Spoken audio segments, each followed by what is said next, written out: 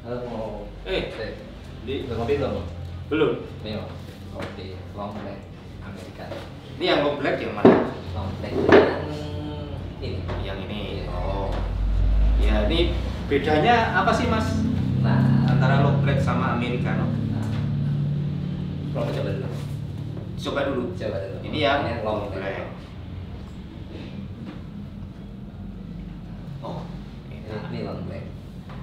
Yang ini americano. Americano. Komposisinya sama, air dan kopi.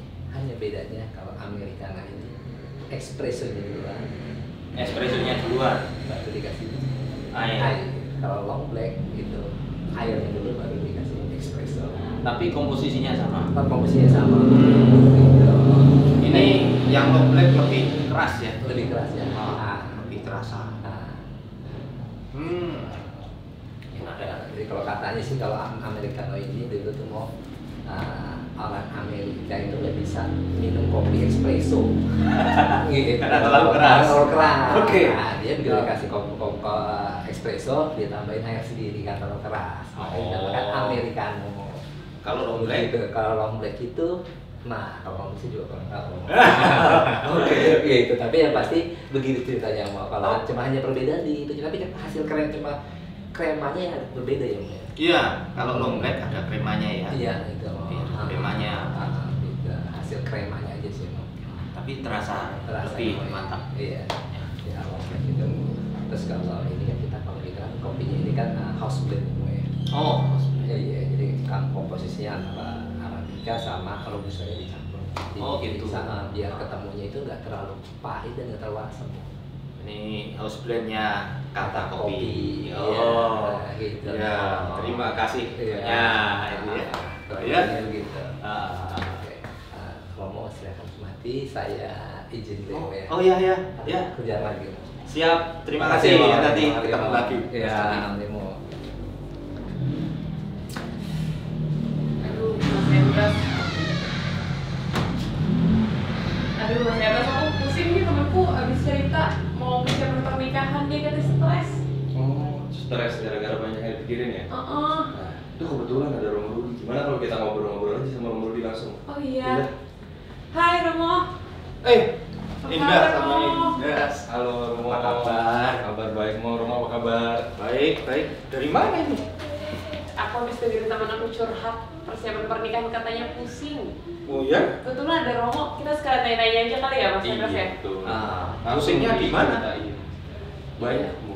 Katanya persiapan pernikahan Katolik itu prosesnya banyak ya, Mo? Iya.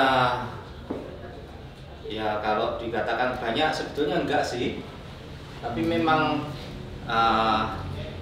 pernikahan Katolik itu membutuhkan persiapan yang sungguh-sungguh, dan ya itu yang mungkin akan dirasakan oleh orang agak sulit, lebih berbelit dari kalau dibandingkan dengan agama-agama lain.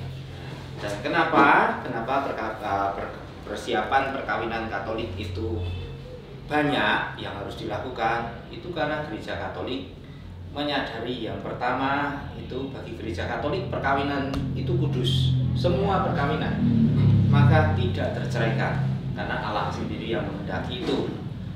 Tetapi di sisi yang lain gereja juga menyadari perkawinan itu sesuatu yang sulit, tidak mudah. Ada banyak tantangan dalam hidup perkawinan, maka harus dipersiapkan dengan baik. Dan itulah sebabnya ada banyak hal yang harus dilakukan oleh orang Katolik sebelum mereka bisa menikah secara sah dalam gereja Katolik. Karena banyak kalau anak muda sekarang kayak kesannya, aduh kok ngurusinnya ribet ya, kok ngurusinnya sulit ya gitu. Sebetulnya ngurusnya nggak sulit sih ya. Jadi tapi memang harus ada tahapan-tahapannya. Jadi yang pertama, kalau mereka sudah sungguh-sungguh serius, lalu memang berkeinginan untuk menikah, ya mereka yang pertama harus dilakukan adalah mengikuti, kalau di Keuskupan Agung Jakarta itu adalah kursus membangun rumah tangga atau MRT. Itu yang harus pertama dilakukan. Dan itu wajib, Mo? Itu wajib. Nah, biasanya setelah MRT MRT selesai baru orang mendaftar untuk menjalani apa yang disebut penyelidikan kanonik. Jadi harus nanti ke sekretariat gereja, ambil form, mengisi form gitu ya. Lalu janjian dengan romonya mau kapan melakukan penyelidikan kanonik. Ini yang standar. Tetapi sebetulnya kalau orang mau lebih baik lagi dalam mempersiapkan diri untuk perkawinan, itu di paroki kita, paroki Duren Sawit, itu juga ada program yang disebut Discovery. Itu biasanya dilakukan sebelum MRT gitu ya. Dan itu sudah tahu bedanya belum? Discovery, MRT, kanonik tahu nggak? Discovery pernah dengar tapi samar-samar, mungkin boleh di-share ya, Bang? Discovery, ini juga sejauh saya tahu gitu ya. Nanti harus tanya sama Mbak Mutia sama Mas Alwin. Discovery itu sebuah program yang tujuannya adalah membantu pasangan-pasangan sebetulnya untuk bisa semakin mengenal. Jadi semakin saling mengenal, lebih mengenal. Saya persisnya program apa yang dilakukan di sana saya kurang tahu, tetapi tujuannya itu mengenal dengan lebih baik pasangan ini. Apakah orang ini sungguh-sungguh pasangan yang cocok untuk diriku atau bukan, seperti itu. Nah, ini penting. Kenapa? Karena nanti perkawinan itu akan mempersatukan dua orang ini untuk selamanya. Harapannya kan itu, selamanya. Mereka akan melakukan semuanya bersama. Perkawinan itu menurut Gereja Katolik hakikatnya adalah kebersamaan seluruh hidup antara suami dan istri, dan itu harus dijalani seumur hidup. Maka kalau orang bilang misalkan, wah menjadi romo itu susah ya, kalau menurut saya lebih susah menikah. Karena kalau menjadi romo kan sendiri. Kalau orang menikah itu dua pribadi yang berbeda dipersatukan dan harus jalan terus. Coba bayangkan kalau mereka tidak cocok satu dengan yang lain. Setelah, jadi misalkan selama pacaran tidak sungguh saling mengenal, setelah menikah baru tahu, oh ternyata pasangan saya begini, saya nggak cocok. Betapa menderitanya itu nanti. Karena kan biasanya kalau pacaran kan ini baik-baiknya aja ya. biasanya kan gitu. Makanya Discovery itu mau membantu supaya orang bisa melihat dengan lebih baik dan mempertimbangkan. Maka kalau ada orang yang mengatakan jangan ikut Discovery, nanti malah pisah. Loh, kalau menurut saya justru orang harus tahu tujuan Discovery bukan memisahkan pasangan, tetapi membantu supaya lebih mengenal, dan karena lebih mengenal bisa membuat pertimbangan yang lebih baik. Apakah saya sungguh-sungguh punya hati, punya ruang dalam hati saya untuk pasangan saya ini atau tidak, dengan segala kelebihan dan kelemahannya. Itu Discovery. Kalau membangun rumah tangga itu sebuah kursus. Sebetulnya ini adalah sebuah katekese yang tujuannya adalah membantu pasangan untuk memahami secara lebih baik apa itu perkawinan dalam pandangan Gereja Katolik. Hakikatnya, tujuannya, apa yang harus dipersiapkan gitu ya. Misalkan secara ekonomi, bagaimana merancang perkawinan ke depan itu. Karena perkawinan itu tidak bisa hanya jalan. Nggak bisa modal cinta juga ya? Modal cinta doang ya. Apa itu? Itu nggak bisa. Berarti harus punya perencanaan. Orang mau menikah harus merencanakan ke depan. Saya mau membangun keluarga yang seperti apa? Punya cita-cita. Dan itu kan harus, cita-cita harus diwujudkan atau dibangun mulai sejak sekarang. Sejak orang merencanakan perkawinan itu. Jadi misalkan mau punya anak berapa? Lalu nanti punya anak berapa, itu akan menentukan juga bagaimana kita mengatur keuangan, cash flow-nya ya. Lalu end game-nya itu apa? Artinya saya kami ingin bersama berdua sampai tua. Nah itu kan harus semuanya dipersiapkan. Masalah fisik, kalau mau sampai tua ya harus sehat dong. Kalau nggak sehat gimana itu ya? Bagaimana orang tetap bisa sehat? Bagaimana orang bisa tetap setia, tetap saling mengasihi sampai tua misalkan? Semua kan harus direncanakan. Apakah suami istri sekarang tuntutan dunia modern, suami istri harus kerja, kalau enggak cukup. Sementara perkawinan itu adalah kebersamaan. Lalu bagaimana dengan waktu yang terbatas? Misalkan suami istri ketemunya malam. Nah, membangun kebersamaan itu. Jadi itu hal-hal yang dalam MRT itu akan dipelajari. Selain juga misalkan unsur-unsur hakiki perkawinan Katolik apa? Kan orang harus tahu. Misalkan bahwa perkawinan Katolik itu tidak terceraikan, itu misalnya. Lalu mengenai sakramentalitas perkawinan, itu kan orang harus tahu. Itu disampaikan di MRT. Itu Discovery dan MRT. Discovery berarti pengenalan supaya lebih mantap. Betul. Ya, kalau udah mantap, MRT gitu. MRT. Itu MRT. Discovery sudah mantap, mendaftar MRT, ya, membangun rumah tangga. Setelah MRT, orang harus segera mendaftar untuk kanonik, dan itu dia harus mengisi form dan mengumpulkan berkas-berkas sebagaimana sudah ditentukan oleh sekretariat. Nah, setelah mengisi form, lalu baru melakukan penyelidikan kanonik, menjalani penyelidikan kanonik. Sudah tahu belum penyelidikan kanonik ini apa? Kalau nggak salah ya, ini koreksi ya Mas Ega sama kayak di wawancara itu, jadi Romo nanya-nanya ini hubungannya so far gimana, udah yakin atau belum satu sama lain gitu. Itu kasih mau terus akhirnya boleh atau enggak nikah gitu. Ya, penyelidikan kanonik itu tadi sebagaimana MRT itu kan dituntut oleh hukum gereja. Jadi sebetulnya ini adalah tuntutan hukum gereja. Hukum gereja itu menuntut supaya sebelum orang melakukan perkawinan dilakukan persiapan-persiapan. Yang pertama adalah katekese tentang perkawinan yang dilakukan dalam MRT. Lalu yang kedua ada tuntutan supaya dipastikan bahwa pasangan ini bebas dari halangan-halangan perkawinan, supaya mereka bisa menikah secara sah dan layak dalam gereja Katolik. Berarti penting untuk diketahui ada halangan atau enggak. Ya, dan itulah yang dilakukan oleh pastor dalam suatu penyelidikan kanonik. Maka istilahnya adalah penyelidikan kanonik.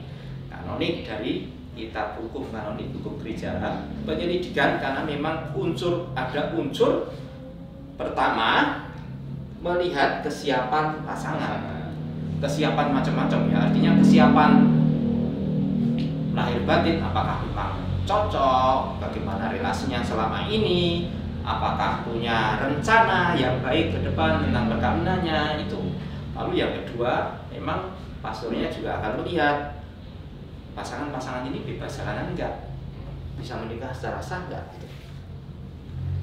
Misalkan salah satu contoh halangan itu misalkan adalah ikatan perkawinan terdahulu. Jadi orang yang sudah pernah menikah tidak bisa begitu saja melangsungkan perkawinan baru dalam gereja Katolik. Itu misalkan, ya. Salah satunya. Tapi ada banyak hal yang lain. Usia, misalkan usia. Itu ada batasan usia. Kalau gereja itu hukum gereja ya. Kalau nggak salah laki-laki 16 tahun, genap 16 tahun. Minimal ya mau. 14 tahun. Tetapi ada klausul yang lain itu harus jadi KWI itu bisa menentukan usia yang lebih tinggi. Nah, kita karena tuntutan negara lebih tinggi, kalau nggak salah 19 tahun ya. Baik laki-laki maupun perempuan. Betul nggak? Laki-laki kalau nggak salah 20 deh. Saya lupa, pokoknya sekitar itu. Segitu. Maka gereja lalu mengikuti itu, mengikuti ketentuan itu. Karena waktu pas awal-awal sebelum ya, karena kebetulan yang tadi Romo jelasin Discovery, MRT dan kanonik udah saya lakuin semua temu. Oh. Ya, jadi saya kebetulan memang Discovery awal-awal ikut gitu. Dan ternyata bagus banget Mo. Jadi kita sebagai pasangan itu diajarin buat lebih kenal, diajarin ngobrol, karena pas pacaran kayak ngobrolnya cuma mau jalan kemana nih, makan gimana nih, kayak gitu ya. Ternyata pas di Discovery diajarin cara komunikasi yang benar tuh gimana, terus kenal diri sendiri gimana gitu. Lebih dalam lagi pas MRT gitu, terbuka segala macamnya. Kan biasanya kita gaji saya ya udah saya aja yang tahu, gaji pasangan kan pasangan aja gitu. Pas MRT wah dibuka semua tuh, biar nggak ada yang ditutup-tutupin nggak mau gitu. Ya betul. Karena ya tadi kan nikah nggak bisa modal cinta doang ya. Betul, nggak bisa. Nanti ngasih makannya apa ya? Nah, jadi ya. Jadi MRT itu selengkap itu ya, maksudnya selama ini aku kira kayak secara sakramentalnya aja gimana, tapi baru diajarin kayak tadi bisa budgeting rumah tangga dan lain-lain gitu ya Bu ya. Saling mengenal, terus apa sih harapannya dari pasangan-pasangan gitu. Jadi benar-benar ngobrolnya berdua. Karena tadi benar kata Romo kan, pernikahan kan berdua ya Mo ya. Dan itu selama-lamanya, nggak bisa cuma gara-gara bosen diretur gitu ke orang lain, nggak bisa ya. Nggak bisa bawa pulang gitu kan, nggak bisa. Apapun yang terjadi setelah perkawinan, ya orang harus bertahan bersama. Idealnya tuh kalau misalnya mau ikut MRT sama mau penyelidikan kami itu batas waktunya gimana kalau dalam peraturan? Nah, itu begini, idealnya ya memang ini kalau idealnya penyelidikan kanonik ini saya mundur gitu ya. Jadi kalau orang mau merencanakan perkawinan itu semuanya harus misalkan saya mau menikahnya kapan, sudah menentukan tanggal, lalu hitunglah mundur.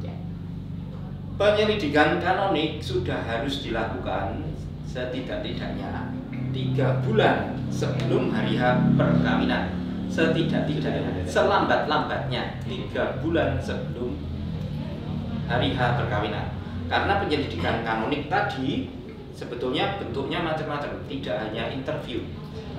Yang kalian tahu kan wawancara, tapi ada yang lain yaitu pengumuman 3 kali di gereja, 3 minggu. Nah, itu kan sudah 1 bulan sendiri. Maka 3 bulan sebelumnya orang sudah harus mendaftar untuk kanonik. Maka MRT harus dilakukan sebelum itu. Antara 6 bulan atau setahun. Tapi kalau saran saya, setelah MRT jangan menunda-nunda, orang langsung daftar supaya nggak lupa. Berarti kalau 5 bulan sebelumnya nggak apa-apa ya, yang penting boleh. Benar-benar mentok itu di 3 bulan sebelum ya. Hanya begini, kanonik itu juga ada batas waktu. Jadi kalau dalam ini menurut hukum gereja ya, kalau 6 bulan setelah kanonik tidak terjadi perkawinan, disarankan supaya diulang. Kanoniknya ulang. Maka ya kanonik itu antara 6 sampai 3 bulan itu orang harus itu ya. Kalau MRT masih bisa sampai setahun, itu setahu saya.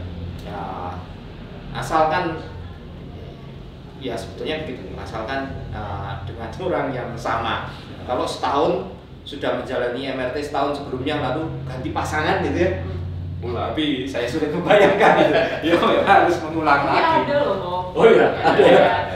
Udah mempersiapkan anak lagi. Ya, belum jodoh, jadi kayak mengulang lagi kan berarti MRT-nya. Nah, tapi penasaran gini Mo, misalnya kan kalau misalnya mau persiapan pernikahan kan pasangan pasti kan udah mikirin dari catering, gedung dan segala macam, dan itu berbulan-bulan sebelum hari H kan masalahnya. Nah, terus ketika misalnya mereka udah DP lah segala macam, pas kanonik nih, karena kan sifatnya penyelidikan nih Mo. Ketika penyelidikan ada potensi nggak sih misalnya dari Romo yang melakukan penyelidikan kanonik itu untuk kayaknya nggak bisa nih gitu? Ada. Jadi tadi ya sebetulnya kalau saya kembali ke hukum kanonik. Nah ini kebetulan di sini saya ada kitab hukum kanonik. Kitab hukum kanonik itu sebetulnya mengatakan begini. Kanon 1058. Siapa yang boleh melakukan perkawinan? Semua orang dapat melangsungkan perkawinan sejauh tidak dilarang hukum.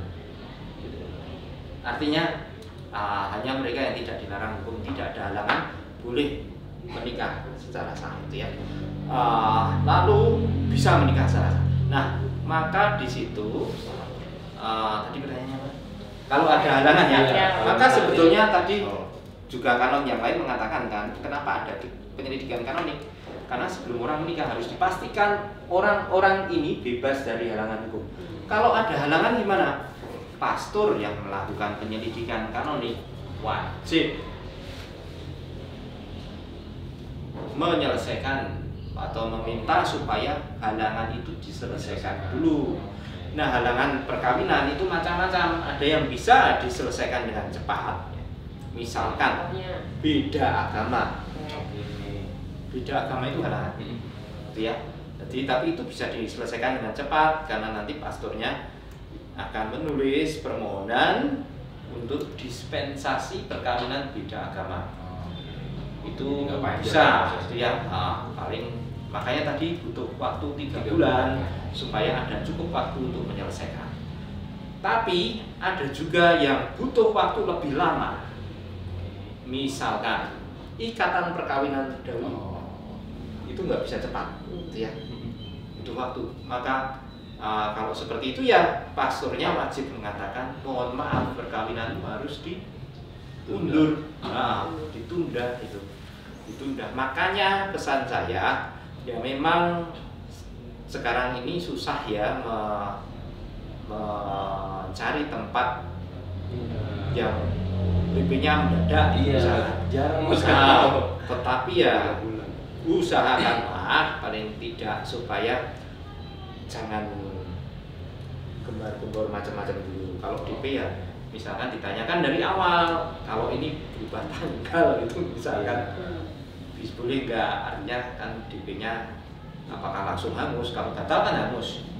Tapi kalau geser bisa nggak, mengantisipasi. tapi memang harus disadari itu resiko itu selalu ada. Berarti ada potensi nggak semuanya kanonik itu bisa lancar-lancar gitu ya. Karena tergantung dari case-nya pasangan-pasangan ya, itu ya. Dan Romo itu berkewajiban untuk mengatakan maaf perkawinan harus ditunda, atau bahkan maaf perkawinan tidak bisa dilanjutkan, itu bisa. Maka kalau kalian mendengarkan ini sama, bahkan umat pun begitu. Kalian pernah mendengarkan pengumuman perkawinan di gereja? Apa kata-kata di akhir? Semua umat yang tahu akan adanya halangan wajib memberitahukan. Nah, sebetulnya Romo pun wajib kemudian menunda, mengatakan ini menunda atau seperti itu. Apa yang harus dilakukan kalau Romo bilang menunda gitu? Maksudnya pasangan itu akan kembali lagi berpikir ulang atau ya tergantung kasusnya ya, tapi pasti akan Romonya harus membantu pasangan ini untuk menyelesaikan halangan itu, mengatasi halangan-halangan itu sejauh memang masih bisa diatasi. Tuh. Ya, jadi Romonya berkewajiban bukan lalu hanya bilang maaf ya, Indah nggak bisa ditunda, selesaikan sendiri juga. Nggak boleh itu, nggak boleh. Harus didampingi, dibantu untuk menyelesaikan. Karena pasti pasangan juga nggak tahu kan. Pasti nggak tahu. Tapi gitu. Tadi menarik sih, Bung. Kalau misalnya tadi kan Romo juga ada sampaikan salah satunya adalah beda agama gitu ya. Ada hal apa aja sih mungkin yang bisa menjadi, apakah hanya beda agama aja yang benar-benar bisa menjadi halangan? Halangan perkawinan itu ada banyak. Saya tidak tidak bisa tapi begini, kalau hanya berbicara mengenai halangan ya, itu setidak-tidaknya ada 12 itu halangan perkawinan menurut kitab hukum kanonik. Yang pertama, saya nggak semuanya hafal tapi saya ingat saja. Yang pertama itu usia, tadi sudah saya bahas. Yang kedua adalah misalkan ikatan perkawinan dahulu, artinya orang yang sudah pernah menikah tidak bisa begitu saja menikah lagi dalam gereja Katolik. Yang ketiga itu misalkan tahbisan, atau tahbisan kan, imamat. Orang yang pernah menjadi Romo itu nggak bisa begitu keluar langsung nikah, itu nggak bisa. Lalu kaul kemurnian yang sifatnya publik dan kekal itu, booster, itu nggak bisa. Lalu hubungan darah misalkan, hubungan dalam garis lurus tingkat manapun nggak boleh, gitu ya. Dia sepupu hanya itulah sepupu saudara berapa ya? Pokoknya hubungan darah nggak bisa gitu. Lurus tuh misalkan dengan kakek, nenek, ayah, ibu, adik, kakak, itu cucu itu nggak bisa itu ya. Dia garis lurus. Lalu apalagi beda agama yang dimaksudkan di sini adalah antara orang Katolik dengan orang yang tidak dibaptis. Kalau ini ada bedanya, misalkan Kristen itu ya, sudah dibaptis Kristen, maka itu adalah beda gereja. Oh, beda istilah ya berarti ya? Beda istilah. Kalau beda agama itu halangan, beda gereja itu larangan. Ya itu memang pembedaan istilah. Kalau halangan itu ya memang nggak bisa itu ya. Lalu solusinya gimana? Kalau memang dilihat perkawinan ini, harapannya memang ada harapan yang kuat, ini perkawinan ini akan baik untuk perkembangan pasangan. Lalu yang kedua, ada bahaya kalau tidak dikabulkan, nanti pihak Katolik justru akan menikah di luar gereja di sana. Maka karena pertimbangan itu, gereja bisa memberikan dispensasi, semacam pengecualian. Tapi sebelum orang bisa mendapatkan dispensasi itu, pihak Katolik biasanya disuruh berjanji. Janjinya ada dua, gitu ya. Si janjinya yang pertama, nanti dia harus tanda tangan itu, bahwa dia akan selalu setia kepada agama Katolik. Artinya tidak akan pernah meninggalkan agama Katolik setelah menikah. Lalu yang kedua, dia akan berusaha untuk apa? Untuk mendidik, membaptis dan mendidik anak-anaknya secara Katolik. Nanti ditandatangani oleh pihak Katolik yang berjanji mengetahui pihak non-Katolik. Nah, itu salah satunya. Nah, tadi kenapa ada janji itu? Karena gereja mau memberikan ini karena takut daripada nanti yang Katolik kehilangan imannya, gitu ya. Maka dilakukan itu. Nah, tapi kalau sudah diberi izin, berikan dispensasi, orangnya meninggalkan agamanya, ya sia-sia dong dispensasinya itu. Ya, betul juga sih. Tapi kalau tadi pemberian dispensasi itu diberitahukan oleh Romo itu pada saat kanoniknya kah, atau setelah selesai kanonik itu biasanya? Biasanya kan waktu kanonik kelihatan ya. Sebelum kanonik kan Romonya akan melihat data-data, dokumen-dokumen, lalu tahu oh ini beda agama. Maka kalau beda agama, nanti ketika kanonik dituntut supaya pihak non-Katolik membawa 2 orang saksi yang bisa mengatakan ya orang ini belum pernah menikah dengan siapapun sebelumnya. Karena tadi kan halangan perkawinan yang cukup besar adalah ikatan perkawinan sebelumnya. Jadi itu, dan itu nanti setelah itu di akhir penyelidikan kanonik, ketika Romonya sudah pasti, paling tidak dia punya kepastian bahwa nggak ada halangan lain itu ya untuk 2 orang ini selain halangan beda agama itu, maka dia kemudian akan menulis surat kepada Bapak Uskup meminta supaya diberikan dispensasi dari halangan nikah beda agama untuk orang-orang ini. Berarti alasannya ini harus itu sampai Bapak Uskup. Iya, yang berhak memberikan hanya Bapak Uskup, bukan saya. Romo paroki nggak bisa. Saya pikir segala sesuatu itu sampai ke Romo paroki aja. Oh tidak, gitu. Tidak. Nah ini yang harus diketahui memang. Dispensasi izin itu harus dimintakan pada Bapak Uskup, dan persis itu tadi makanya butuh kanonik itu 3 bulan sebelumnya supaya jangan uskupnya juga diburu-buru. Iya, betul karena pasti sibuk juga kan. Itu ya. Meskipun uskup juga bisa mendelegasikan, tetapi kan pastor yang menerima delegasi untuk menyetujui atas nama Bapak Uskup kan juga punya kesibukan lain gitu. dan yang meminta bukan hanya dari paroki kita. Makanya kanonik butuh waktu. Gitu. Tapi kalau ternyata memang ada case-case khusus gitu gimana tuh? Case khusus misalnya ya ternyata diharuskan untuk segera menikah nih, gitu. Ya itu, kalau ya, memang ya, ada alasan yang berat, tentu saja bisa ngomong gitu ya. Tapi jangan semuanya lalu jadi berat-beratin ya, Mas? Iya. Nanti berat-beratin, biar cepat gitu ya. Cepat. Itulah. Tetap ada proses yang harus dilalui juga ya. Ada proses. Dan itu tadi kan prosesnya tadi ya, discovery, MRT, mendaftarkan perkawinan, lalu penyelidikan kanonik.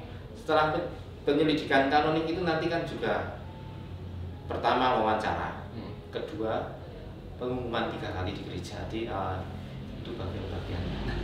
Ini yang kayaknya banyak anak-anak pasangan-pasangan muda yang Katolik khususnya itu masih suka bertanya gini semua.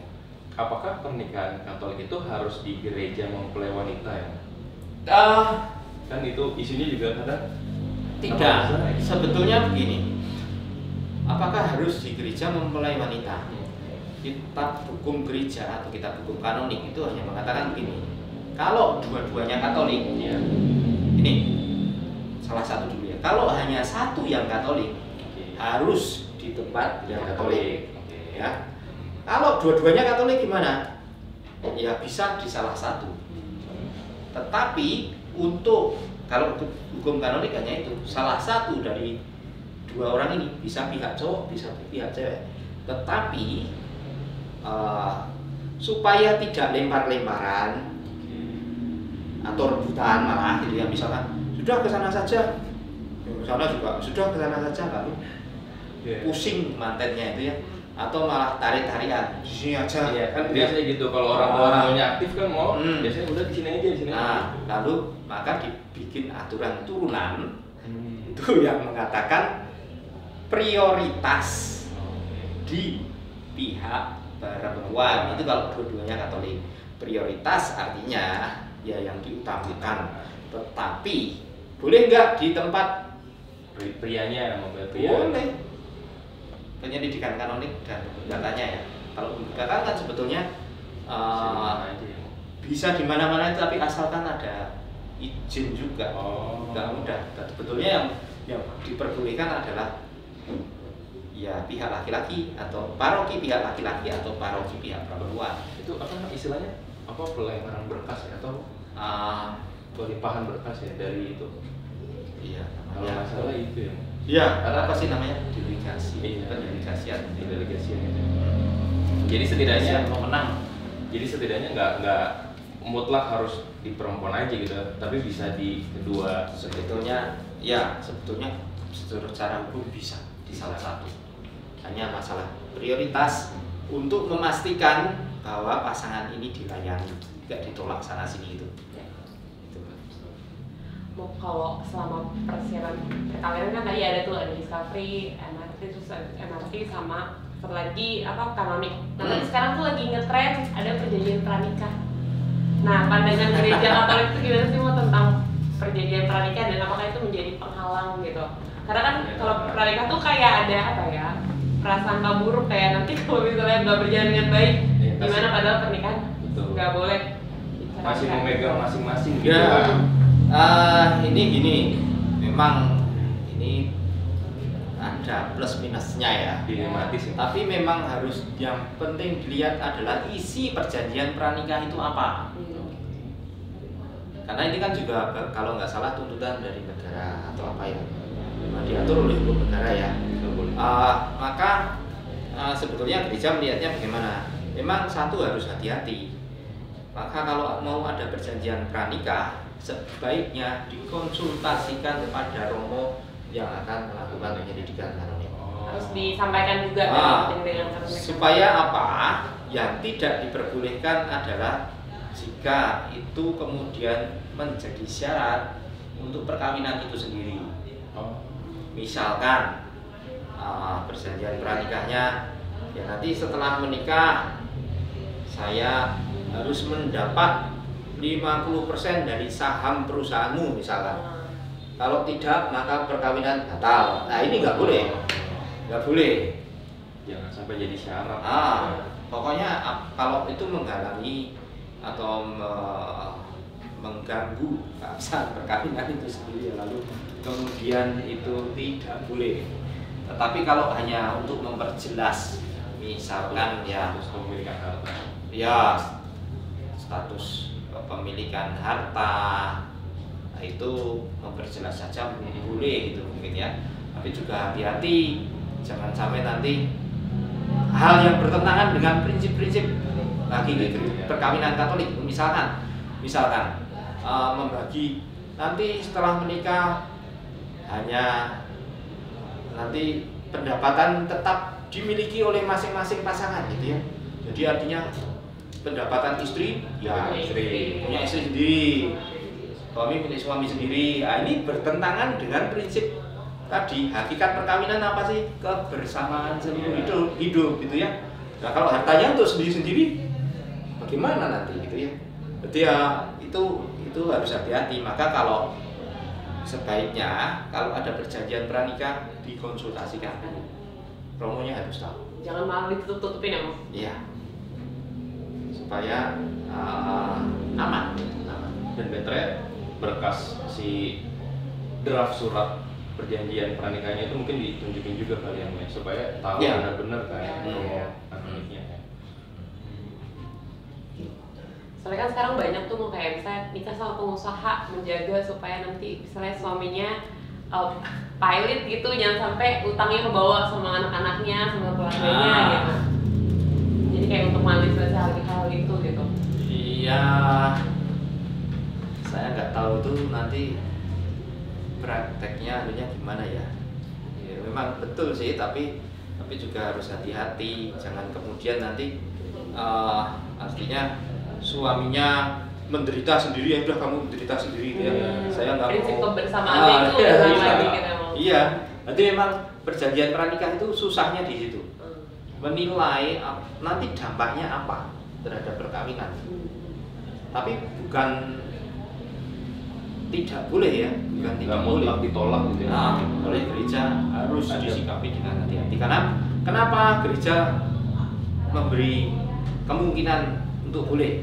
Ya karena itu sebagai hak warga negara itu ya. Itu ada. Tetapi gereja kemudian punya kepentingan memastikan agar ini tidak kemudian mengacaukan perkawinan itu sendiri. Apalagi jadi halangan juga nantinya. Ya. Ketika misalnya itu terjadi gitu ya. Oke. Kalau tadi tentang perjanjian pernikahan, kalau sekarang ada lagi yang lagi ngetren tentang Child free. Nah, itu pandangan gereja gimana sih, Mo? Apalagi apa ya namanya, kan proses pengenalan nih pernikahan harus kita tahu ada pasangannya punya paham kayaknya kita nggak usah punya anak deh. Nah, itu gereja gimana, Mo? Sengaja tidak mau punya anak. Iya, sengaja tidak mau punya anak. Ini saya harus mengatakan itu akan bertentangan dengan pandangan gereja tentang perkawinan. Jadi salah satu unsur hakiki dalam perkawinan adalah keterbukaan terhadap kelahiran anak. Jadi itu. Kalau dari awal dengan sengaja pasangan mengatakan saya atau kami tidak mau punya anak, maka ini tidak bisa menikah secara sah. Dalam gereja Katolik tidak boleh. Apapun alasannya. Tetapi fertilitas, kemandulan itu tidak kemudian membuat sebuah perkawinan menjadi tidak sah, karena berbeda. Ya, itu bukan disengaja ya. Betul. Beda lagi impotensi. Ya, tahu bedanya mandul dan impoten? Iya. Impotensi itu karena sakit kan? Ya karena apapun gitu ya. Kalau impoten itu kan ketidakmampuan untuk melakukan persetubuhan itu sendiri. Jadi ya itu kalau terjadi sejak sebelum perkawinan, lalu sifatnya tetap tak tersetubuhan, gitu ya. Itu adalah halangan perkawinan. Tapi mandul, ketidakmampuan untuk punya anak. Karena misalkan spermanya kurang atau sel telurnya nggak baik gitu ya. Itu bukan halangan perkawinan kalau kemandulan. Asalkan tidak dijadikan syarat. Gitu ya. Boleh ikutan nanya, Om? Ya. Dengan berbagai peraturan pernikahan Katolik itu yang tadi 12 itu, Om. Terus ada fenomena untuk menghindari itu nikah di luar negeri. Gimana pendapat Romo? Gereja Katolik mau di dalam negeri mau di luar negeri adalah satu, aturannya sama. Hukum gereja dimanapun sama, itu ya. Beda kalau orang menikah di luar gereja Katolik. Tetapi hati-hati orang Katolik yang menikah di luar gereja Katolik, artinya tidak mengikuti hukum gereja Katolik, perkawinannya akan dianggap tidak sah. Nah, sanksinya apa kalau tidak sah itu dianggap tidak sah? Kalau perkawinannya tidak sah, orang yang terikat perkawinan tidak sah akan dipandang orang ini berzina itu ya. Lalu tinggal dalam suatu kondisi yang membuat dia terus-menerus melakukan dosa besar. Dan karena itu lalu dia terhalang untuk menyambut sakramen Ekaristi misalkan, karena masalah kelayaan. Tidak layak karena berdosa besar. Kan Ekaristi harus disambut dalam kondisi yang layak. Setidak-tidaknya tidak berdosa besar itu. Nah, itu maka dia tidak bisa menyambut. Kalaupun dia mengaku dosa pun tidak bisa diabsolusi karena situasinya masih membuat dia terus-menerus berdosa besar. Itu ya dampaknya itu sebetulnya. Nah kalau dia nekat Romonya nggak tahu itu ya dosamu tanggung sendiri. Tanggung diri. Karena menyambut tubuh Kristus secara tidak layak artinya apa? Ya, itu. Ya.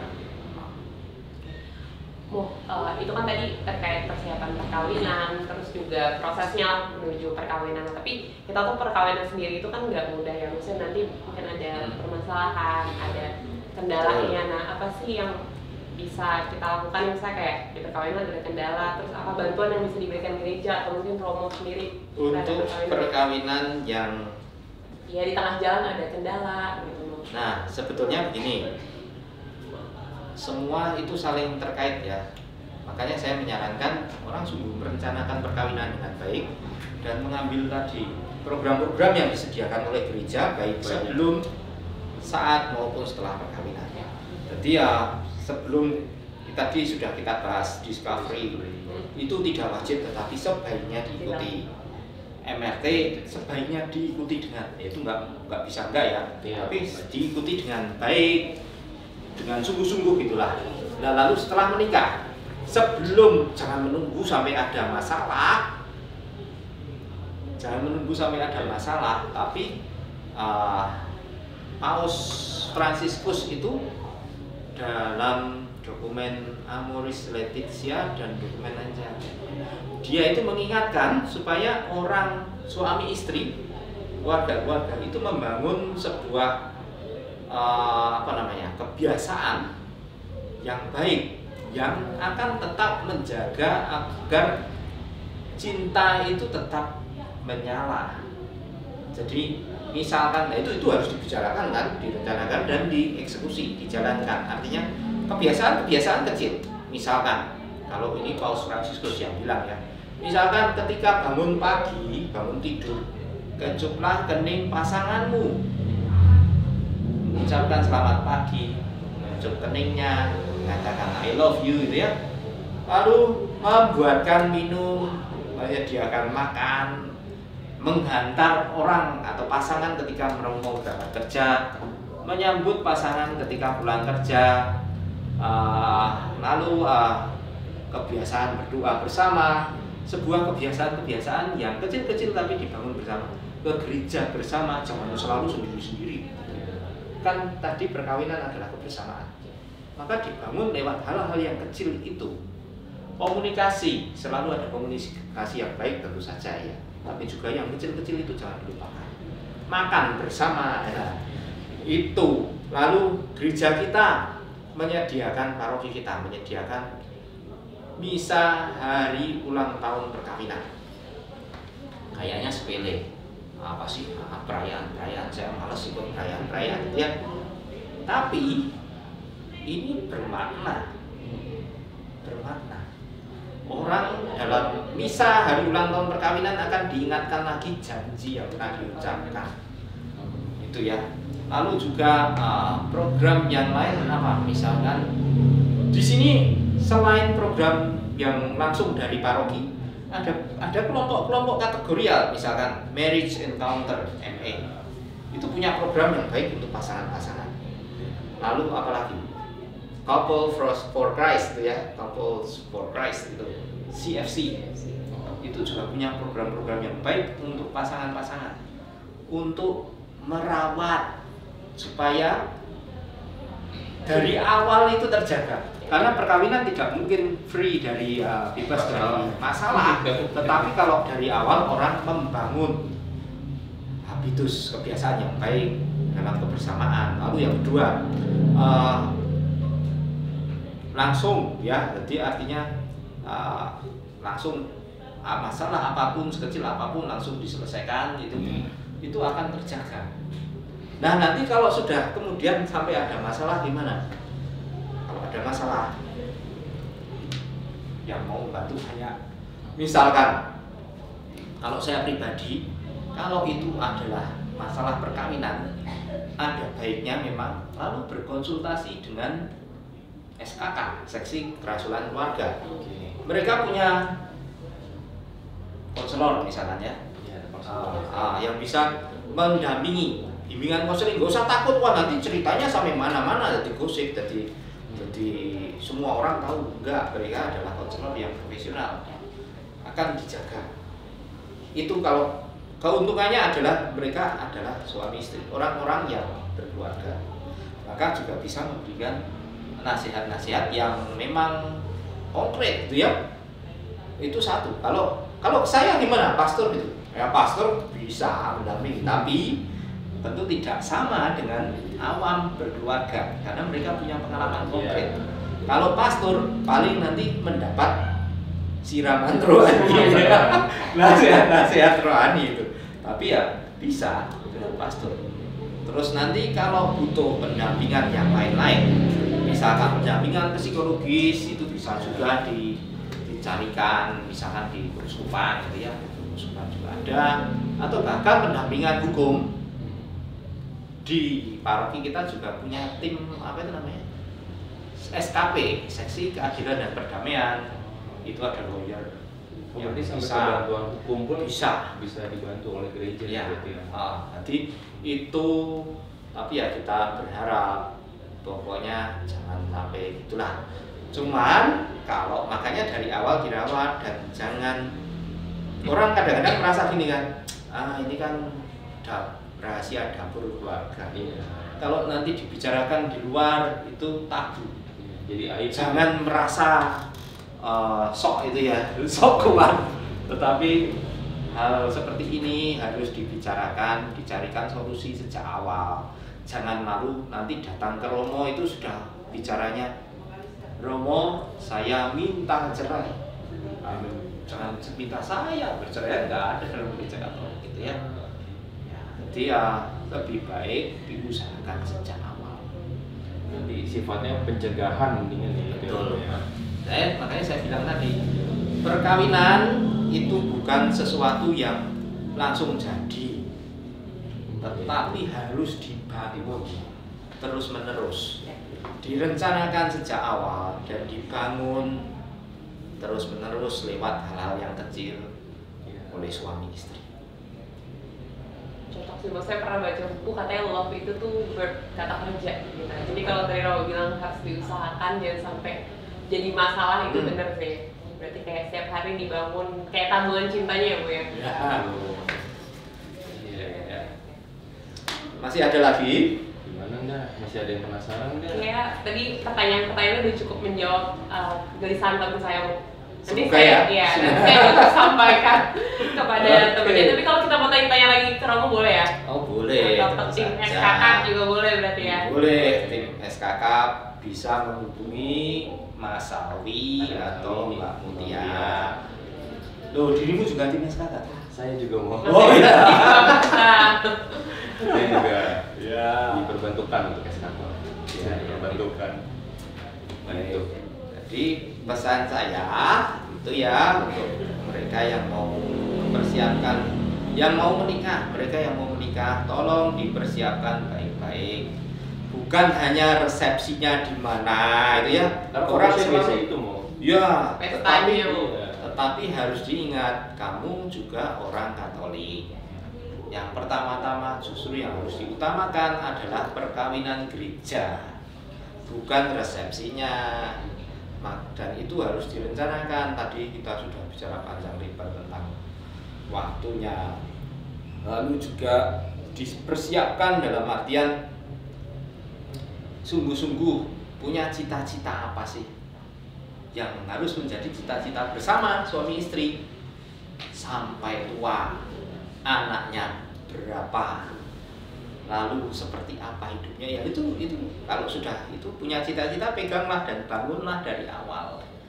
Lalu itu yang pertama ya, perencanaan. Yang kedua ya, usahakanlah dengan sungguh-sungguh untuk membangun itu dari awal.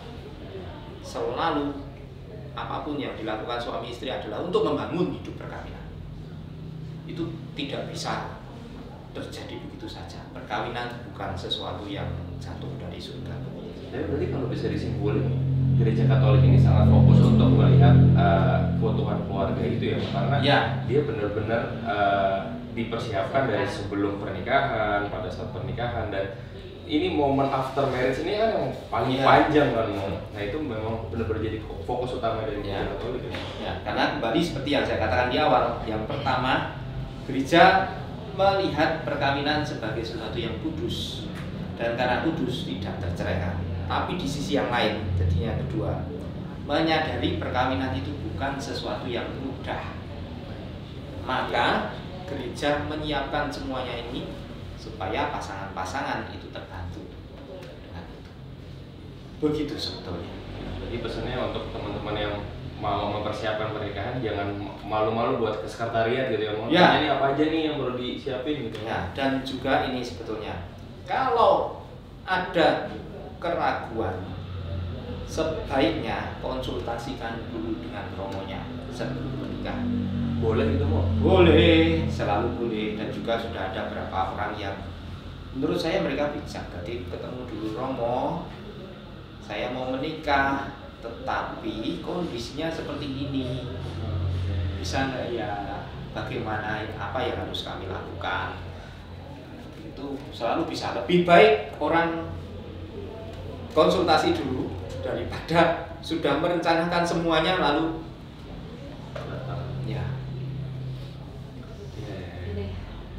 jadi mendingan misalnya kayak mungkin kalau mendingan gagalnya pas pacaran daripada gagalnya pada saat sudah menikah. Betul, panjang prosesnya gitu. Karena kalau perkawinan Katolik tidak terceraikan, kalau orang sudah menikah ya kan selamanya terus menikah. Dan konsekuensinya tadi orang tidak bercerai pun secara sipil misalkan, nanti perceraian tidak diakui gereja, tidak ada dampaknya. Artinya lalu orang tidak bisa menikah lagi. Dan tentunya kalau proses sanksi beratnya ujung-ujungnya karena nggak bisa menerima sakramen Ekaristi, jadi imannya kayak kurang gitu kan. Betul. Ya, makanya itu harus diperhatikan. Siap. Romo Rudi, terima kasih banyak nih, kayaknya udah banyak banget nih informasi yang tercerahkan gitu ya. Syukurlah kalau begitu. Kita minum dulu kopinya. Enak ini. Next time kita bisa ngobrol-ngobrol lagi ya, Mo ya. Oh sip. Aja suka kopi hitam juga ya, Mo? Ini enak nih kopinya. Itu apa? Long black. Long black. Nah, ini sudah long black. Long black, extra shot. Ice americano.